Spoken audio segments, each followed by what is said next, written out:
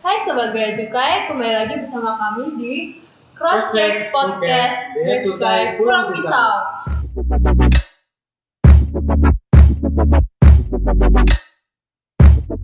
Kalau sebelumnya yang bawain podcast ini adalah Aulia, kali ini berbeda nih.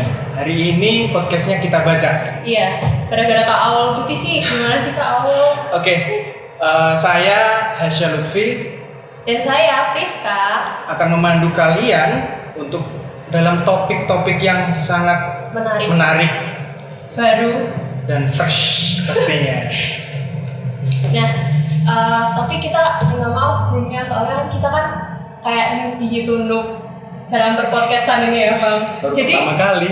kalau misalnya kita muda tuh maafin ya. Oke, podcast kali ini kalau episode sebelumnya kita bahas masalah perbedaan Prodip 1 dan Prodip 3 Bea Cukai dalam kantor. Di kesempatan kali ini kita bahas apa, Mas? Kita mau membahas topik yang baru, yaitu tentang ekspor suatu perusahaan yang terkenal di Kalimantan Tengah. Kayaknya nggak di Kalimantan aja sih, Indonesia. Iya. Oke, podcast kali ini spesial karena kita kedatangan bintang tamu, langsung bintang tamunya datang ke kantor. Iya. Boleh diperkenalkan? Kita tuh kedatangan Pak Petrus sama Bu Ruth, Bang. Wah. Ya udah jauh-jauh udah bawa supir. Selamat datang Pak Petrus, Bu Ruth. Apa kabar? Baik. Luar biasa. Oke, jadi Pak Petrus sama Bu Ruth ini merupakan seorang suami istri, pasangan suami istri yang menjalankan Suatu usaha. Iya. Ini menarik banget Bang. Apa? Jadi tuh aku dengar loh ya. Ini tuh Bu Ruth sama Pak Petrus tuh sama-sama menjalankan suatu usaha. Mereka tuh suami istri. Iya. Tapi usahanya itu berbeda. Jadi suami istri itu beda gitu loh Bang. Bisa tuh. Keren banget gak sih? Jadi Iya kan? gimana tuh kok sebenarnya apa sih usaha yang Bapak dan Ibu laksanakan saat ini? Mungkin Bapak dulu ya. Boleh. Pak Petrus duluan. Terima kasih. Saya laki-laki, duluan. Biasanya lebih first sekarang ya lah. Jadi awalnya saya datang ke Palangkaraya ini membuat sumpit seperti ini. Ya, sumpit ya. Sebelumnya itu gimana Pak? Sebelumnya saya pernah kerja ini mungkin sudah lama sekali, terus sudah lama nggak kerja juga. Ya, terus ada pesanan katanya ini bisa buat sumpit seperti ini enggak? Saya cek ternyata bahan bakunya keliling Indonesia adanya di Kalimantan Tengah bahan baku seperti ini. Jadi saya mulai survei beberapa bulan dan akhirnya ada tempat di Palangkaraya mulai usaha sumpit.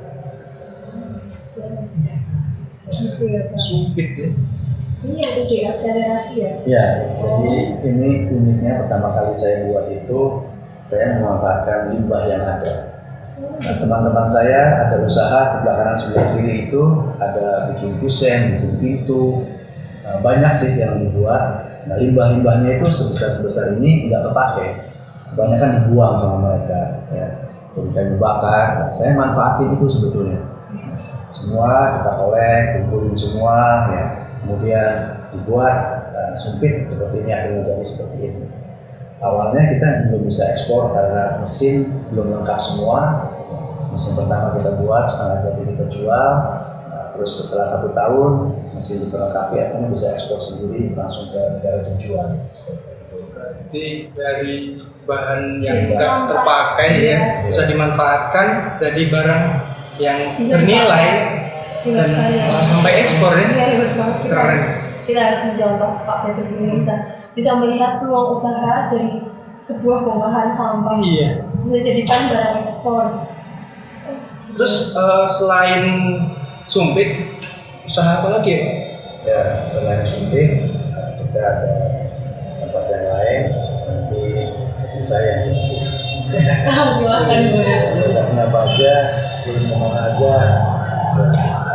Ya sebenarnya ini dari saya tuh mengelola ya di PT acara sini.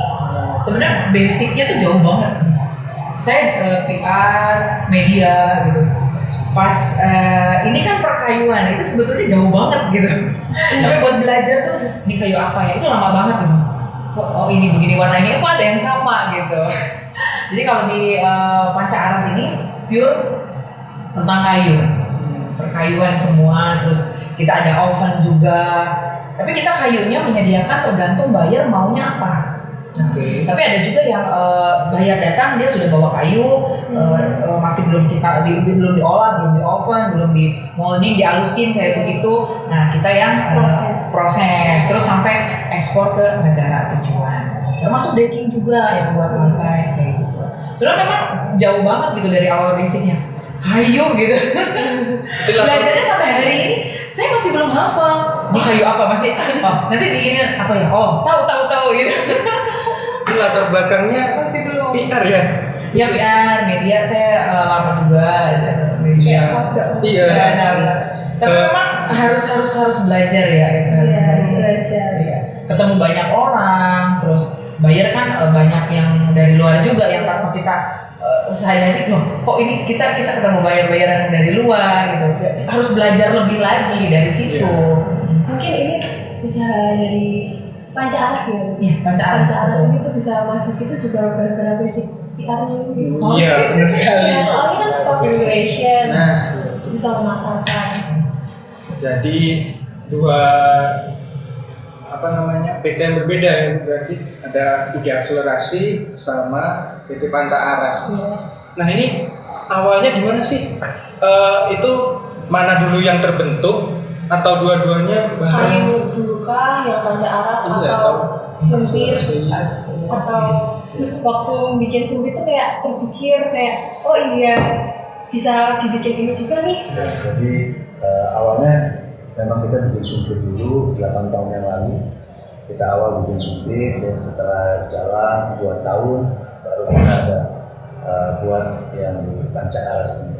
Karena waktu itu kita buat memang sudah fokus kita adalah untuk ekspor. Jadi kita harus siapkan oven kayu, kita harus siapkan karena kita tujuannya buat ekspor. Kalau ekspor semua kayu 95% itu harus di oven dulu supaya kering, nanti sampai sana dalam keadaan yang baik juga seperti itu. Ya, jadi memang awalnya sumpit dulu, datang ke Palangkaraya dulu, lihat situasi, lihat keadaan seperti itu. Dan ternyata bahan baku itu melimpah di sini. Di Kalimantan Tengah ini bahan bakunya melimpah. Jadi kalau kita produksi di dekat dengan bahan baku itu banyak yang lebih efisien sebetulnya. Ya. Maaf ini berarti usahanya udah berjalan berapa tahun? Kalau Dari awal. Kalau sumpit baru di tahun ke-8. Udah lama ya? Ini Panca Aras ini 5 tahun kelima ya. Tahun kelima. Cuma memang berjalannya ya baru di tahun 2 tahun terakhir lah gitu. 2 tahun terakhir. Awal sumpit lalu ekspansi ke Panca Aras. Panca Aras itu. Perpaduan. Ya, berkaitan sebetulnya. Iya. Sama-sama dari kayu gitu ya. Oh emang feng shui-nya atau bagaimana? Ada biasanya ya nggak sih kalau misalnya ini kan ada feng Oh, shui. enggak sih. Cuma memang belajar aja sih. Kita belajar ditempatkan di mana ada peluang seperti apa, ya kesempatan yang memang kita bisa ambil, ya kita belajar. Rezekinya di Iya. perpaduan ini ya. Di perkayuan. Kan ini udah lama kan Pak. Berarti kan udah banyak pengalaman, suka duka, bahkan penghargaan Bang.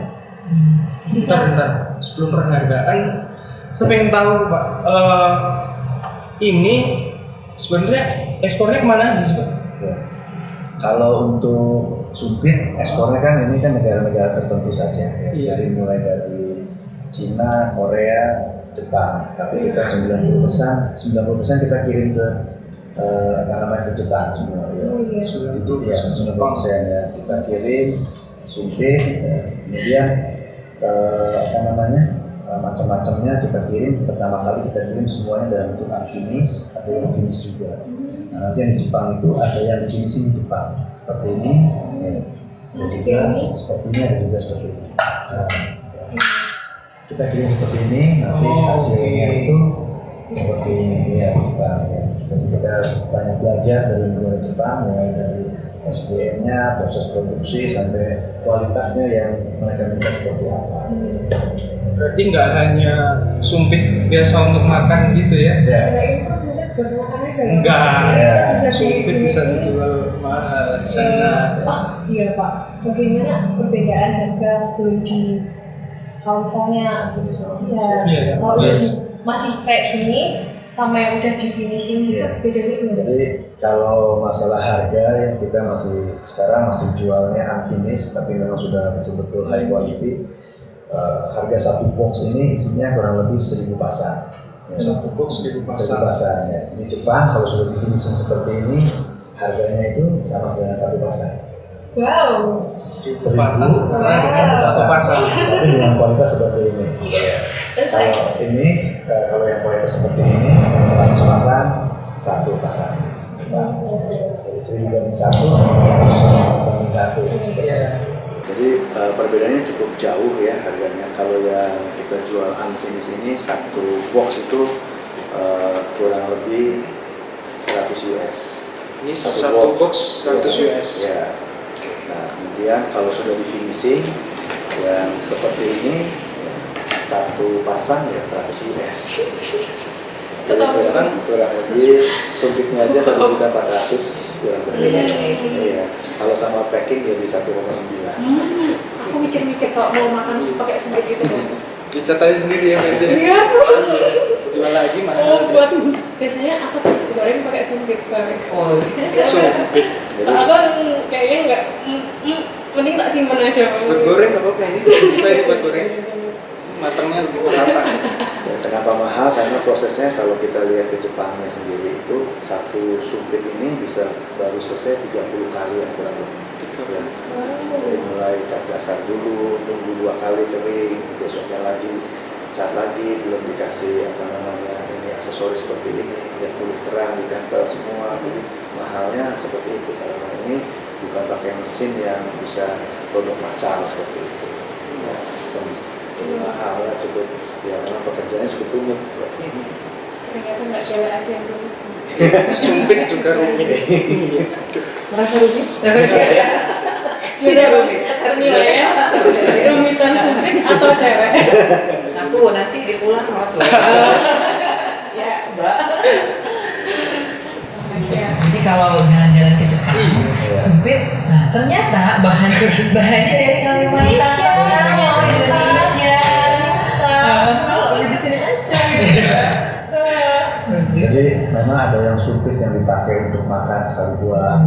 Tapi kalau yang kita buat ini 90% untuk souvenir di Jepang ya. Jadi orang-orang wisatawan datang ke Jepang, ya 40% orang yang datang ke Jepang itu pulang bawa souvenirnya itu sumpit 40%. 40%. Iya. Bagus juga itu. Sekali itu. Bahannya sama.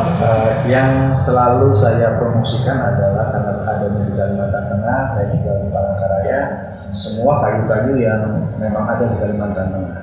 Ya, jadi nggak keluar dari kayu yang lain, tapi memang kayu-kayu yang asalnya yang tumbuhnya ada di sini semua. Ya. Kalau aku lihat tuh kayak kayaknya aku nggak tahu sih jenis kayu itu. Tapi ini kayak aku baru pertama kali tahu Lihat kayu? Iya, enggak. Biasanya nggak pernah lihat kayu. Ini kayu. Iya kan. Jenis-jenisnya Bisa diperkenalkan Kak, Bu. Jenis kayunya tuh apa Ya, aja? ada ulin, alau, terus benua, semelanti. Baru dengar aku tahu. Biasanya ulin. Ulin kan Ulin sama- terkenal banget, ironwood kalau orang ini bilang ironwood. Iya. Ini semua Dicari. kayu ulin semua, dia pakai clear kelihatan ya warna sama yang kita buat ulin semua. Kalau ulin tuh lebih kuat gitu Pak. Ya ulin lebih kuat, ya memang kayu tahan sekali kalau ulin. Kualitas. Oke. Bahan bakunya asli dari sini. Iya. Diekspor 90% ke Jepang. Sisanya Korea dan Sisa Cina. Korea dan Cina. Souvenir. Banyak bener tahu ini. Iya, baru tahu loh. Tahu kan? Ini pengetahuan perkayuan buat aku. Dalam lagi perkayuan itu. Iya, siapa tahu jadi bisnis. Iya. Bisa mau masuk produksi kayu. Oh. Dan mau bikin kayu. Nanti dicari karyawan pegawainya kurang satu ya. Biasa gitu kayak. Bisa aja gue lihat dari gaji kayu. Nah ya. Terus ini kan udah 8 tahun untuk akselerasi, terus 5 tahun panca aras. Ada kejadian lucu atau pengalaman nggak selama meniti karir di perkayuan ini?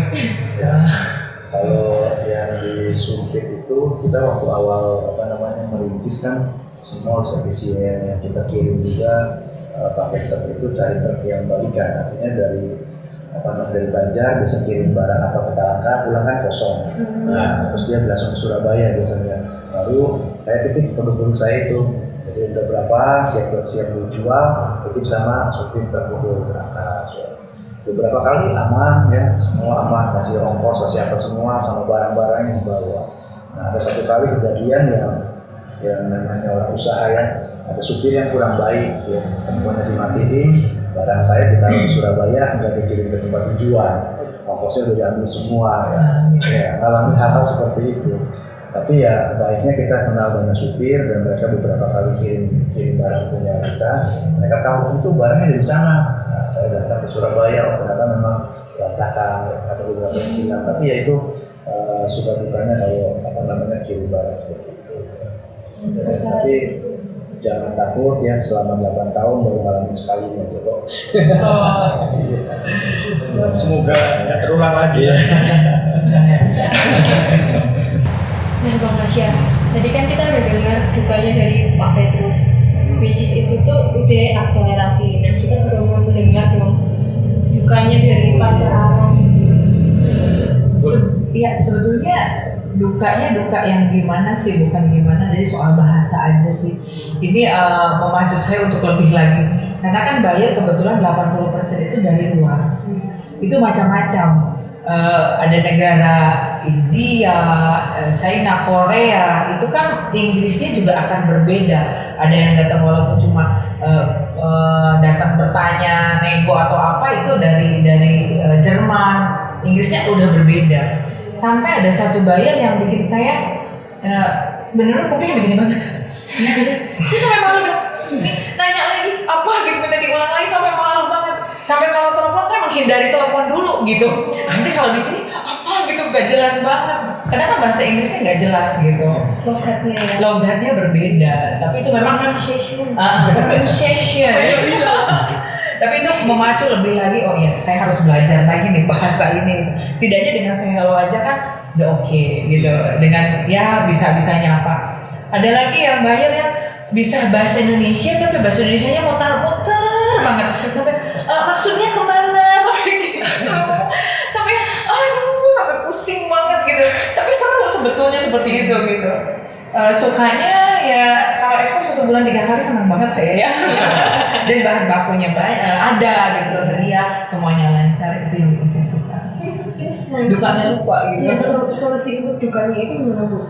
Ya saya belajar terus lama-lama karena biasa berkomunikasi dengan logatnya bahasa Inggrisnya mereka berbeda-beda begitu, lama-lama oh iya tahu. Tapi walaupun memang sampai hari ini agak menghindari telepon gitu, tapi dengan WhatsApp atau ngomong langsung tapi jauh lebih enak daripada telepon. Kadang suaranya agak jauh dengan bahasa Inggrisnya yang terlalu kayak gimana sampai gini banget gitu. Kadang kita teleponan juga kayak apa sih? Iya, Apa gitu? Tapi kan nggak enak kalau kayak gitu ya, gitu kenapa gitu diulang. Lebih baik by email atau chat. Ya itu. Tapi kita sebetulnya memang tidak bisa menghindari juga untuk ketemu ngomong langsung seperti itu, nggak bisa. Cuma itu memacu untuk lebih lagi, gitu, untuk belajar lebih lagi. Kita aja. Menarik sekali Bu Hasya pengalamannya.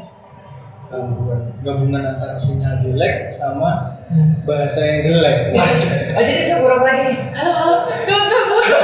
Padahal enggak gitu. Jangan. Nanti ekspor nggak jadi, jangan. Menolak rezeki. Iya. Kan kita udah dengerin dukanya. Kalau sukanya pasti banyak. Ya, sukanya begini ya.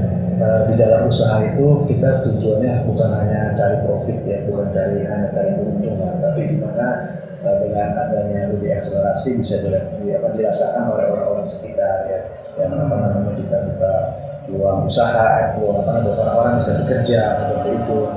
Ya, waktu itu saya pernah kuliah juga yang merasakan bagaimana nggak ada uang seperti apa, waktu mau buat seperti apa, jadi kalau ada yang melamar tingkat akhir dia tinggal buat skripsi kan udah jarang kuliah, tinggal buat itu aja, absennya jarang, dia melamar kerja ketika ya. Jadi ya part time aja, Senin sampai Sabtu dia kerja, terserah jamnya berapa, yang penting satu hari 7 jam kerja, jam bayar. Dan memang buat kita pengusaha berat ya, beratnya seperti ini. Jamnya nggak jelas ya, kadang-kadang dipanggil dosen ya, tapi ya saya pernah ngerasain kuliah, ya kita terima. Ya, seperti itu supaya uang dari mereka kerja itu bisa buat skripsi, buat apa semua seperti itu. Itu ada seperti itu. Nah, kemudian kalau karyawan ya masyarakat yang sekitar, ya orang-orang asisten kadang-kadang ada yang tinggal di barak ya, sewa tempat apa. Sekarang ya kita coba cari tempat yang subsidi ya, dengan subsidi itu bisa nggak usah bayar barak, bisa uangnya lebih kecil, dan akhirnya mereka bisa punya rumah. Iya, sungguh mulia sekali ini. Keren. Apa yang bersama sudah ini. Selain Mencari keuntungan, bukan ada. bukan nomor satu. Ternyata juga membantu sesama manusia juga. Kalau lapangan pekerjaan yang luas, biasanya. Dan perhatikan anak kos. Tahu ya ngalamin ya seperti apa gitu. Udah pengalaman ya. Iya pengalaman, pengalaman susah. Kalau boleh tahu nih, setiap tahun itu normalnya ekspor ini berapa kali? Normalnya ya 12 kali lah ya, sebulan sampai kali kita sekali, karena jumlah bisnisnya banyak kalau sebetulnya sekali kiriman ratusan ribu pasang ya. Orang harus bikin satu-satu, terus harus disortir satu-satu semua ya. Nah, kalau supir ya sebulan satu ya, setahun 12 kali. Tapi kalau acara sih bisa 3-4 kali ya. Sering ya. Iya. Terus kalau sekarang kan lagi musim COVID, Ya. itu bagaimana dampaknya untuk eksportasi itu? Kalau saya cerita sumpit ya, sumpit waktu berdampak COVID cukup lumayan kena, karena kita jual ini kan buat pariwisata. Orang sekarang nggak ada yang pergi gitu bang buat jalan-jalan, tapi sumpitnya nggak ada. Tapi kita tetap bertahan sampai bulan April ya, sampai April kita masih kerja normal terus supaya kita tetap taruh stok, supaya karyawan masih bisa kerja. Ya, di Mei kita libur karena ada lebaran, ada semua itu sudah mulai libur. Nah, kita sekarang lagi tunggu waktu ya. Supaya COVID ini supaya seperti bapak ibu ini tuh bisa berjalan seperti sedia kala. Tapi kalau untuk bicara kebalikannya. Iya, kalau Pancaras kan memang sebelumnya kita tuh sudah kirim ke Korea, China, kemudian Rotterdam, India. Nah udah. Terus kita cuma berhenti tuh di bulan April. Nah India aja sempat lockdown ya. Jadi mereka yang seharusnya dikirim, India kontak jangan kirim dulu katanya pending. Tapi ini udah berjalan lagi di bulan Juli Agustus 2 bulan ini sudah ada, kita mau kirim ke Belgia, Polandia, terus Korea lagi ya, Korea sama Rotterdam lagi. Ternyata nggak cuma di Asia. Enggak, Eropa. Wow. Ya untuk COVID ini memang awal-awal cuma dampak di itu aja di bulan April, Mei aja. Tapi udah mulai ini udah mulai seperti back to normal, mereka sudah buka, yang sudah mulai order lagi. Tapi memang ada beberapa negara yang nggak dulu gitu, tapi mereka sudah order. Banyak hal sih. Menarik sekali. Nah, Bang Hasya, kan Bapak sama Ibu ini tuh udah bergelut 8 tahun dengan perkayuan ini. Iya. Nah, pasti udah dapat penghargaan ya? Oh, pasti. Iya. Kayaknya udah banyak banget penghargaan sampai nggak cukup lah disimpan di kantor Lemari. ini. Bisa diceritakan Bapak Ibu Ya. penghargaan apa saja yang sudah diberikan? 2017 itu kita ada seperti lomba antara UMKM lah ya, dipilih yang mewakili setiap provinsi ya. Nah, dari provinsi itu ada beberapa UMKM, kemudian dari pusat dari Jakarta datang selama setahun itu mungkin berapa kali, 3-4 kali datang terus untuk untuk lihat semua dengan banyak pertanyaan, dan akhirnya kita mewakili Kalteng untuk dapat penghargaan produktivitas Karya. Waktu itu sebetulnya Pak Jokowi yang mau menyerahkan, tapi di bulan-bulan itu Pak Jokowi ada mantu kalau nggak salah waktu itu, dan yang menyerahkan jadi Pak JK. Itu penghargaan yang buat kita bukan hanya masalah penghargaan, tapi buat kita untuk berpacu lebih baik lagi. Beri motivasi. Buat teman-teman yang lain seperti itu. Menarik sekali. Ini kan ekspor nih, ngomongin ekspor pasti sering berhubungan sama bea cukai. Iya. Selama ini apa sih yang didapat, pelayanan seperti apa yang didapat dari bea cukai? Banyak sekali ya, sampai saya nggak bisa ngomong karena terlalu banyak. Tapi gini, terasanya itu COVID ini ya, kita memang sempat ini gimana gitu. Tapi pas kemarin bea cukai follow up-nya bagus, sebetulnya itu suntikan semangat banget buat kita ya eksportir gitu. Dan itu memang sebelum COVID juga rajin gitu, datang ke pabrik gitu, bagaimana nih tentang ekspor mau kemana lagi gitu, kendalanya apa, kita juga dibantu untuk modul, jadi nggak usah jauh-jauh, kita via pulau lain gitu, kita dari sini ternyata bisa, terus pas mau berangkat pun sampai ditungguin, itu sebetulnya kok kayak gini banget, terkadang kan ini kayaknya susah deh ngurus kayak begini, tapi ternyata enggak, disupport banget sampai ini modulnya mana yang susah seperti itu, sampai benar-benar nge-link. Nah waktu itu pernah kejadian, ternyata ada salah sayanya karena pertama kali gitu, pertama kali pakai modul yang diberikan sama bea cukai, ada salah masukin data, tapi luar biasa banget bea cukai. Aduh saya juga sebenarnya nggak enak sekali. Itu tuh sebetulnya hari libur Lebaran kalau nggak salah, atau bulan puasa gitu lupa. Itu kita tuh sampai ini gimana nggak ngeling gitu, terus padahal sebetulnya salah dari kita salah ngisi sebetulnya. Tapi dengan kesigapan bea cukai luar biasa sekali, di follow up terus ditungguin, padahal itu hari libur gitu. Jadi kitanya kan itu semangat lagi, kita telepon sampai aduh nggak enak banget, sampai akhirnya gimana kalau belum nanti hubungin lagi gitu, malam pagi-pagi kita sudah hubungin sampai akhirnya itu bisa terkirim. Aduh terima kasih sekali bea cukai, kita tolong banget kita deh. Sempat nggak ngeling, jadi kan barang itu tertahan. Itu kan udah aduh bayarnya nanya mana gitu, kitanya kan nggak tahu ditolong banget. Dan itu support buat kami, apalagi di COVID ini, yang kemarin ini ada, saya juga nggak nyangka ada video conference ya, meeting ya, itu ya meeting Zoom online, nanyain kok ini perhatian banget, jadi kan kita kan semangatnya tambah gitu, berbesar hati banget gitu. Oh iya makasih, nanti untuk kedepannya nih. Nah akhirnya kita datang ke sini untuk memperbaiki modul lagi supaya untuk kedepannya untuk ekspor nanti lebih lancar lagi, tidak ada kejadian itu memang salah kita juga gitu tuh, untuk selanjutnya barang lagi. Ternyata tempat di sini baru juga enak gitu, udah help desk-nya udah siap, terus ditatanya udah berbeda, jadi homey banget. Terus biasa dikemas-kemas acara bea cukai yang bikin saya kok ini kreatif banget sih dinas gitu.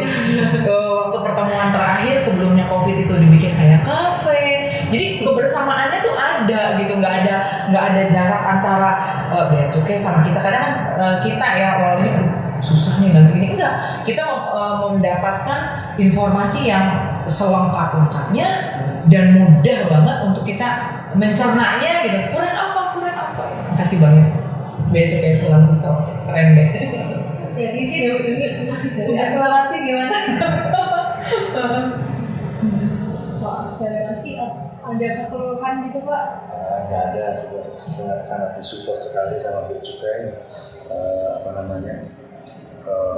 Sebelum ada di Palangkaraya memang namanya kan Pulau Pisau tuh. Iya. Ya, sehingga beberapa tahun baru ada di sini. Jadi lebih dekat, jadi kita komunikasi lebih gampang sekali. Dan bagusnya bea cukai ini tuh menjalin kekeluargaan sekali gitu tuh, bikin grup gitu, terus kan setiap kali kegiatannya apa itu kan bikin oh kita tuh jadi kok diperhatiin gitu, nggak sendiri, nggak susah mau ngurus apa untuk mau menanyakan apa nggak sungkan, nggak gimana gitu, udah tapi tanpa bantuan yang lain, istilahnya dalam arti kita tuh kowader ya kita sendiri ke bea cukai gitu bisa ngurus, kenapa enggak gitu. Apalagi dalam masa corona ini kan sebenarnya ada hikmah yang bisa kita ambil. Sebenarnya kita lebih mendekatkan yang jauh. Mendekatkan Jadi yang jauh. ya Iya. seperti meeting Zoom itu Meeting kan Zoom, kita iya. bisa laksanakan. Jadi kita tetap asistensi Ya, tetap dekat. eksportir, pengguna jasa, supaya COVID itu tidak menjauhkan kita. Ada alasan untuk menjauhkan bea cukai dan pengguna jasa. Iya bang, benar sekali.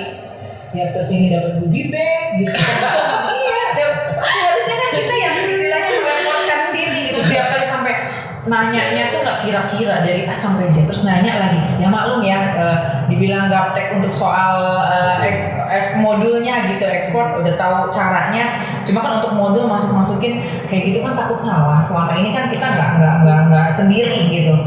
Udah gitu, pulangnya dapat goodie bag lagi gitu setiap kali. Aduh, appreciate banget gitu, appreciate banget kita. Jadi souvenir dari bea cukai udah cukup banyak. Oh, cukup banyak. Ada tumbler, ada itu pernah pakai. Supermarket pun. Oh iya, luar biasa. Apresiasi banget gitu ke kami sebagai ekspor. Oke, mungkin terakhir ada kritik atau saran yang mungkin bisa disampaikan Supaya untuk kita menjadi lebih baik lagi. ya bisa membangun kami. Ya, sekarang kan situasi tidak seperti biasa ya. Setelah sebelum COVID sama sesudah COVID kan pasti banyak sekali perubahan-perubahan.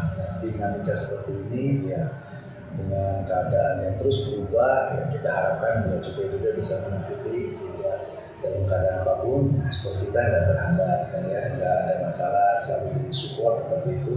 Jadi setelah ada COVID ya tetap meeting ada dengan fasilitas Zoom dan segala macam, jadi kita informasi juga tetap update terus ada semua, itu yang kita harapkan sih seperti ini. Sama aja. Kompak sekali. Kompak, iya. Suami istri. Misalnya tuh. Biar lancar ekspornya tuh ya. Oke, cukup informatif ya Iya. podcast kali ini. Biasa. Bermanfaat sekali dan juga memberi inspirasi untuk sobat bea cukai semua yang mau tahu tentang eksportasi, juga udah di-share pengalamannya ya Bang Hasya. Mungkin kalau ada yang mau bergelut di bidang Pertanian. pertanian, saya juga dapat ilmu dari sini bagaimana memulainya Oke, dari terus awal. soal dulu, ya ternyata juga banyak tantangan ya Iya, selama ini. rintangan pasti banyak. Iya. Oke, kalau gitu terima kasih untuk kedatangannya ke sini. Terima kasih, Pak. Terima kasih banyak. Sama buat undangannya terima kasih juga. Nanti pulang jangan kasih video kayak Iya, terima kasih. Tidak mau lagi. Biar kita nanti. belum hari dulu. Terima kasih. Oke, sekian podcast pada kali ini. Semoga bermanfaat dan see you.